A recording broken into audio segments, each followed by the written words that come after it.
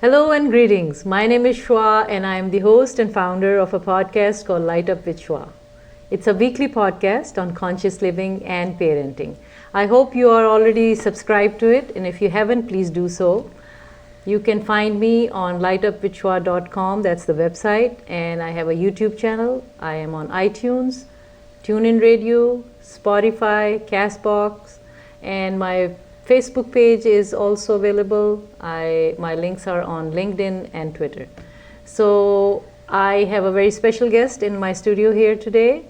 His name is Saad, and you might have watched his brother's interview, and I hope you have watched him. And let's see, I would love to have your feedback. Which individual or teenager did you like to hear, or his replies were interesting to you? I don't want to compare them too much, but your feedback will be important. So without further delay, let's introduce Saad. Saad, could you tell me your full name, and thank you for being here. So I'm Syed Saad Mohsin. Okay. I'm currently a rising junior at St. John's High School. Okay. And what do you do? Like, do you have any other activities, or do you like to do, because it's summer, right? So you have been off. What did you do during the summer? So I've been working on my science fair. Okay. And I placed second and third last year at the state science fair. Over the summer. What was the project? So Can my project, you share that? Sure. Okay. My project was on programming E. coli bacteria as means to create a therapeutic for Alzheimer's disease. I've been researching it by myself, but I've been contacting laboratories near Boston to intern and work with. And over the summer, I spent 3 weeks at the Longwood area. Longwood has Harvard Medical, Merck Laboratories. It also has the Boston Children's Hospital. And I worked at Simmons, and we got to work in the lab. We got to work with laboratory things like pipettes, micropipettes, laboratory safety. We went through all the procedures for that.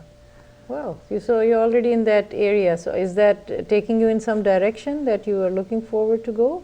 Well, it's something I've always been very interested in, science. And I've been trying to explore different fields in the science field. I was in the oncology class, and I've been interested in neurology as well. So I've sort of been exploring different areas, different camps that have shared interests. Very nice. So that might make you a neurologist, or do you want to go into the medical field then? I'm very interested in therapeutics. Okay. So creating drugs and medicines for different diseases. Wow, what a clarity you guys have at this age. I don't think I had any clue at 16 like that. But anyways, so let's talk a little bit about parenting.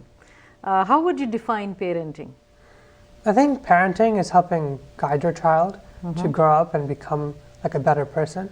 I don't think it's trying to make your child what you want to be, trying to shape your child. Oh, I want my child to be like this. It's sort of guiding them so they can become whoever they want to be. I think parenting is sort of giving your child morals and basically an attitude towards life, where they can be productive adults in the future, and where they can be responsible for when they grow up and become older. I think parenting is also helping your child achieve what they want to do. I think supporting your child in whatever, if they want to become a doctor or a policeman or whatever, you have to support them basically. Should the parents, that depends on the cultures, they try to impose what they think their child should be. What do you think about that? I don't think parents should try forcing their views on what their child wants to be, because you can't really force someone to be something they don't want to. I think if you try doing that, you're probably going to backfire. People will become very angry at their parents if they're trying to, oh, you have to become this or you have to become that. I think true successful people are doing things they're passionate about. So if you're trying to make someone do something that they're not interested in or not passionate about, then they're not going to be successful in it. They're not going to try to work hard. Wow, very nice. Seems like your parent did a good job. So you are independent. They let you be. Do you have agency over your decisions? I think my parents let me be very independent. Usually, when I was going to Boston, I would take the train by myself, back and forth. I'll go through the city by myself. Since when? What age? I think when I went to my camp, Okay. So every day I'd wake up, I'd get dropped off at the train station. This year? Yeah, this Okay. year. Okay. And I think like it's very important for people to be very like independent in high school. Like one of my teachers, he told me that parents should basically let their children like make mistakes and like fall down. They in should high let school. them. Yeah, Yeah. they should let them. That Yeah. way they learn, and like when they go to college, they're not making those same mistakes. Right. So being independent or being like allowing to make mistakes in high school will help them learn from their mistakes. So when they're better prepared. So what is for the college. level or the grade, the stage that they should let them do the mistake, and where can they intervene? Do you have any examples or ideas about I that? think we should start off very early on, because if you always like are trying to support your child or like trying to helicopter them, they're never going to like grow out of it. So I think it's slowly, I think sort of around like entering middle school-ish, like where it's like, okay, you're actually like middle school is like where you're actually entering like a proper Yeah. school, and then you're going into high school, which is actually very tough from middle school to high school. Yeah. So I think you should probably let the child, okay, go study by yourself, or don't like bother them, so they can get their own routine down. And they should really intervene if they're trying to like, oh, they're always like playing video games and Yeah. not doing homework, or Okay. they're always trying to do things that are very detrimental. So it's to not a them. good thing to play video games for too long. Yeah. It's like it's Do you do? Do you play? Do you No, know? You don't? Oh, wow. I don't. How did you not do that? Like everybody plays video games. Like I used to be very like addicted in like middle school.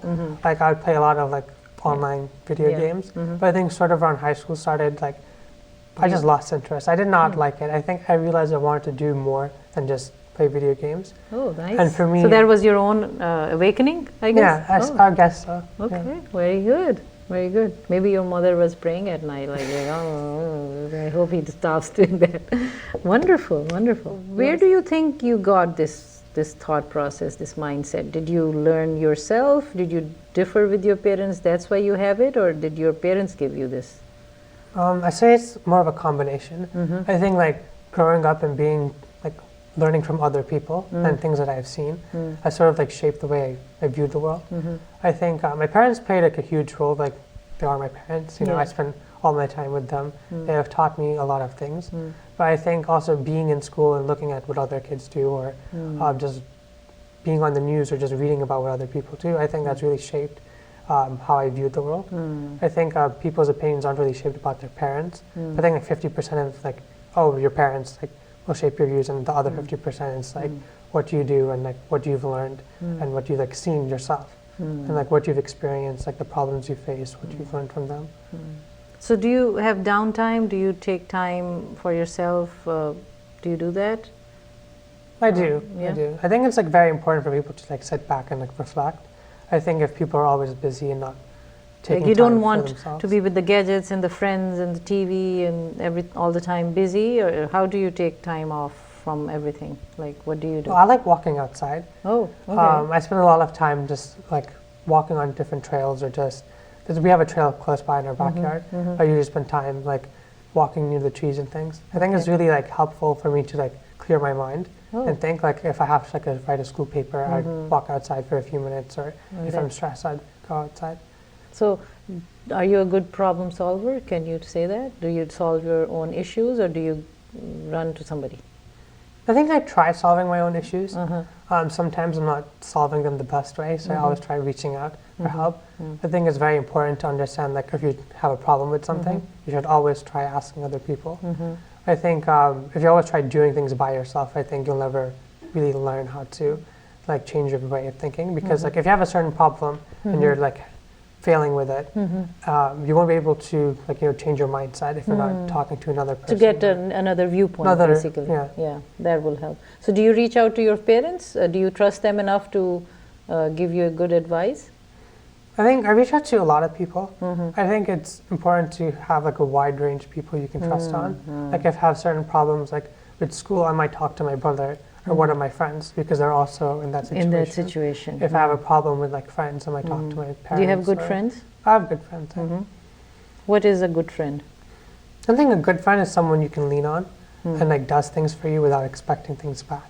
I think. So they don't judge you? They don't judge you. Like you can count on them, and you don't have to like, oh, you helped me out with this one thing, so now you owe me. It's sort of like, Okay. I'm going to do something because I like you.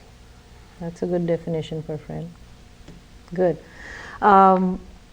would you like to say that you have been always comfortable with your parents, or do you want them to be around all the time, or do you like the space? I think space in any situation is important.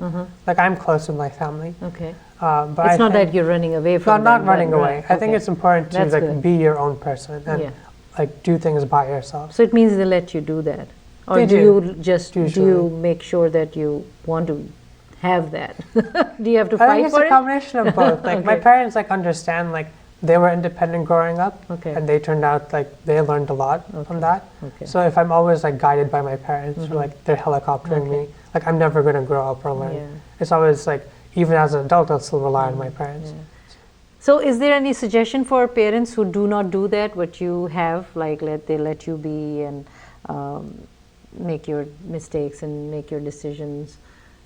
Any suggestions for teenagers or any suggestions for the parents? Like how can they have that balance? I think that with most parents, like understanding, like giving your children more independence, is sort of like reflecting back on your own self. Because everyone like was a teenager once, everyone was a kid once, and like you need to understand, like okay, when I was a teenager, did I want independence? How did my parents treat me? And how can I change? So if that? they didn't get that treatment, they were very authoritarian parents that they got. Now they are in that position. So do you think they will repeat the cycle, or or human beings are capable of breaking that cycle? I think they're capable of breaking that cycle.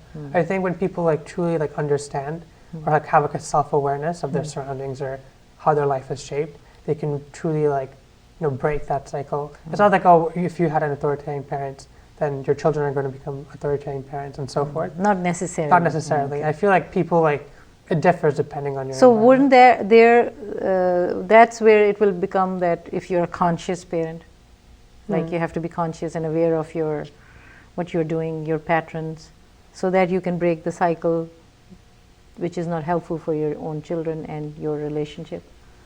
Do you think Yes, being I think it's conscious is also more like important? it's important to like connect with your children as well. Like I know like some parents like they're like, oh, I know what's right for my child. I know Yes. everything about them Yeah. because I'm their parent, I'm their guardian. But sometimes you also want to talk to your child, or like, suppose like you have a daughter and you want her to do this one thing, like oh, you have to like study medicine, right? And she doesn't want to, so you have to talk to her. Why don't you want to do this, or why are you interested in other things? So sort of like understanding that your viewpoint might not always be what's like the best for your child, even though you might think it is. Sometimes talking to your children, okay, why do you want to be independent? Okay. Or why Just do you want to do explore, this? connect, learn about why they're doing what they're doing or what they want. Very good. Maybe you can be counselors, parenting counselors. Wonderful. I think I like that. Like I Yeah. think diversity is very important because when you're different, when you're with like-minded people, it's really hard to change your opinion. Versus when you're around like different people with different values. They will different- challenge you? They will challenge you. Oh, right? okay. I think it's important to learn from them That's and just like interact with them, because sometimes it gets boring if you're surrounded by the same people all Yeah, the time. I think if exactly. you're with new people, it's more like exciting and it's more like thought-provoking. Like you're actually actively thinking, okay, what does this person think? So do you have friends from other ethnicities and faiths? I do. I have a lot of friends. Like I also go to a Catholic school with my brother. Okay. And even though it's a Catholic school, there's also more religions. There's like people who are Jewish, people who are Hindus, people who are Buddhists. And I think I learned a lot from how they interact, how they see the world. And sometimes it's very similar. So I think like being surrounded by other Muslims, I think differently than being surrounded by like people of different cultures and faiths. Wonderful. Wonderful. Wow. I didn't know 16-year-olds were so mature.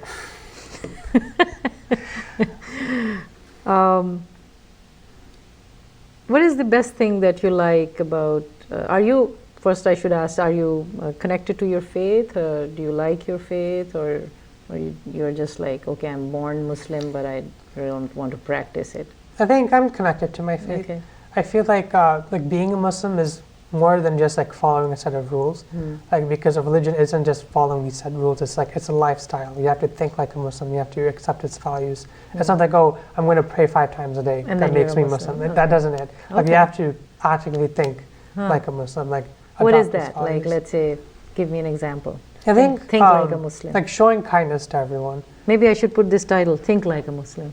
Okay. I think like being kind, because like if you read like the Quran or just like being around any other Muslim. So what is the Quran? So for the audience who don't know, So the Quran is like the Islamic holy book, basically. that Like Muslims follow. Muslims follow. And we- Islam comes from that, the religion. Okay.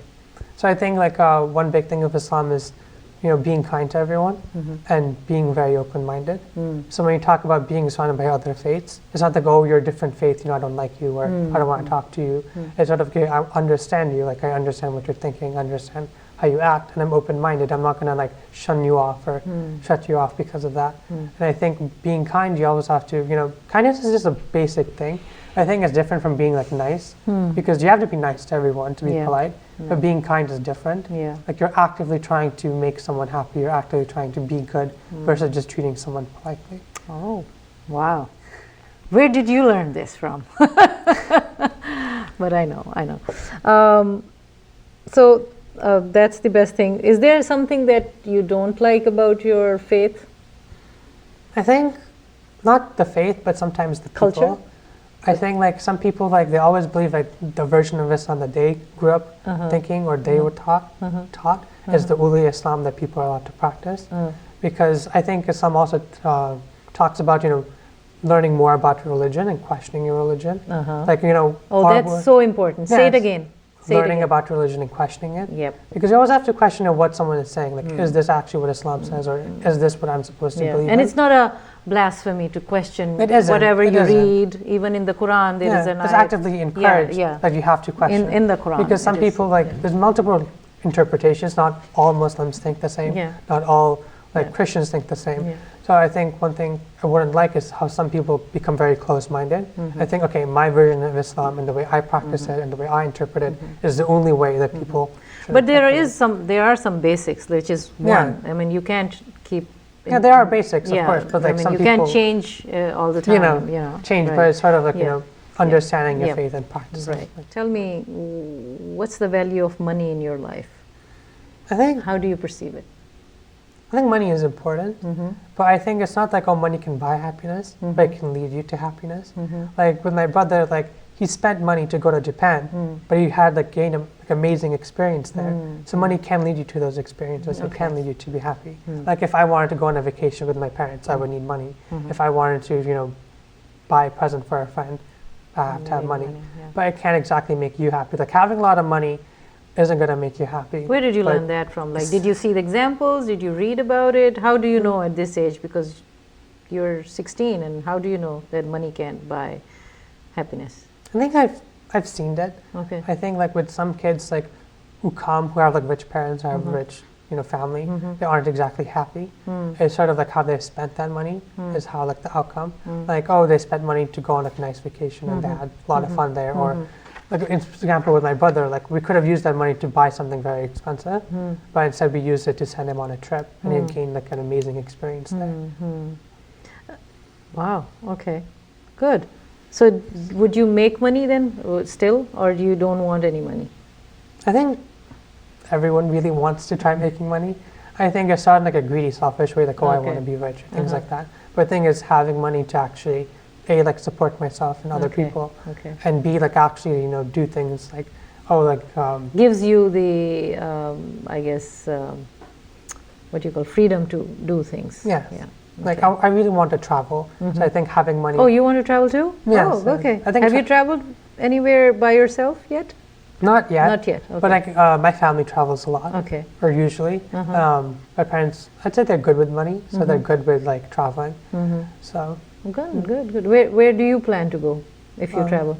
I think either Spain, Switzerland, or Japan as well. Okay, wonderful. Okay, let's talk about ego. Do you have ego? How do you perceive ego? I think there's a balance of it. You shouldn't be too narcissistic, but you shouldn't just treat yourself, oh, I'm dirt, I hate myself, or I'm garbage, right? You always want to give yourself some ego, yes, I've accomplished this, and yes, I'm smart, and yes, So there's a good ego and a bad ego? Yeah, it's you shouldn't be narcissistic. I think you should have a good self-esteem, a good healthy ego. Do you think you have a good self-esteem? I think sometimes. I think I'm very harsh on myself sometimes.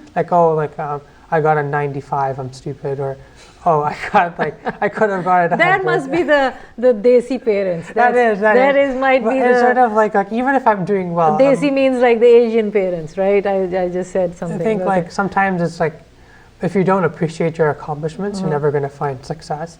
If you don't have a good ego, you're never going to be happy or be successful because you're always trying to be more. So I think like if you're too narcissistic, you're never going to try changing yourself. But if you don't have enough, you're never going to try doing anything.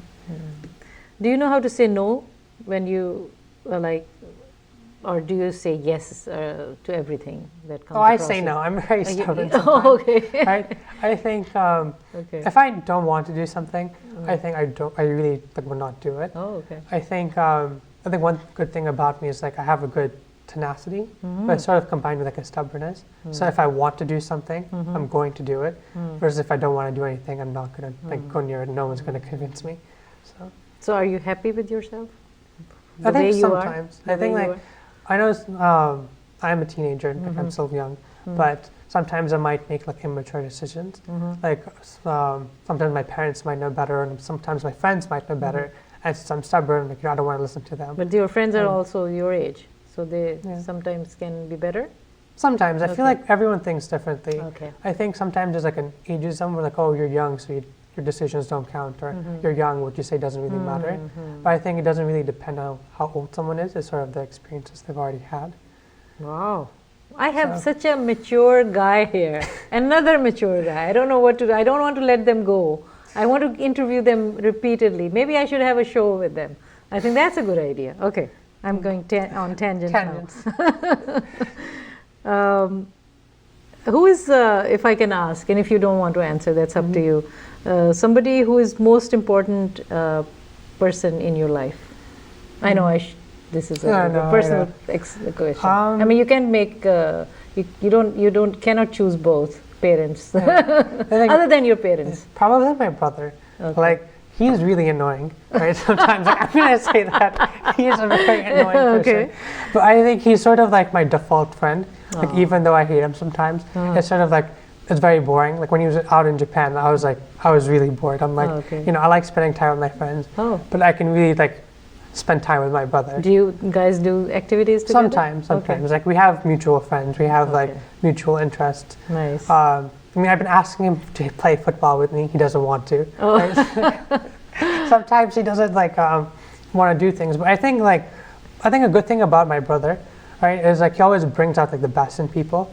Like in our friend groups, or like he's very popular sometimes, right? Does that bother you? Sometimes. Like, he has more friends than me. I'm like, okay. But like maybe you're like, more picky, more choosy, right? I think we complement each other. Like I tend to be more on like a shyer side. My brother tends to be more extroverted. And he always he makes everyone fall in love with him. Like everyone thinks he's awesome. He's very funny. And with me, I always tend to be like the opposite. But I think whenever I'm around him, I feel more confident. Like I feel happier. He's a support. He's like a support. He makes he brings out the best in people. But by the way, you are fine yourself too. So that's my opinion. I am enjoying talking to you here. So how do you take care of yourself? Like, do you get downtime? Do you meditate? Like you said, you walk. Anything else you do? I like listening to, I know it's not like reading. My mom doesn't consider it reading. But I like listening to audiobooks. Oh, okay. I do that so much. It is interesting. Oh, I love it. Because like you don't have to like read. You can like walk outside. Yeah. And then it doesn't restrict you. You don't have to be in a position. Yeah. Like let's say there's no light. You want to listen. Yeah, that's good. I think like something common. Yeah. Like it sort of like transports you to another world. Like you feel like you're there. You feel like you're more immersed, like it's more immersive. Yes. And depends on the narrator though. It is, it does, some narrators. Sometimes.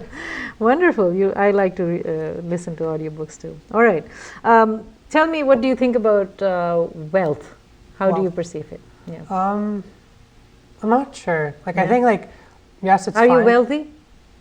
I think my family's like well off, I'd say. Like I've had most things, I'd say kind of spoiled sometimes. But I think having wealth isn't exactly a good thing. Okay. I think like having a lot of stuff isn't exactly going to equate to having good things. Do you consider your health to be wealth? I think sometimes. I think like wealth could be classified as like you have material things, but you also have mental things, like your mental wealth. Like, like you have a good connection with people, and you are very happy, you're very healthy. So you have lots of friends. You have lots of friends, like that's a good wealth, like being popular or being like social. I think that's a good amount of wealth. But versus having a lot of things is not exactly equate to being good. What is the value of gratitude in your life? I think I wish I was more gratitude, like more thankful. More thankful. Like to, I wish to whom? I think like to everything. I feel like sometimes it's very easy to ignore what you don't have, and you always pine for things like you do want and you don't have.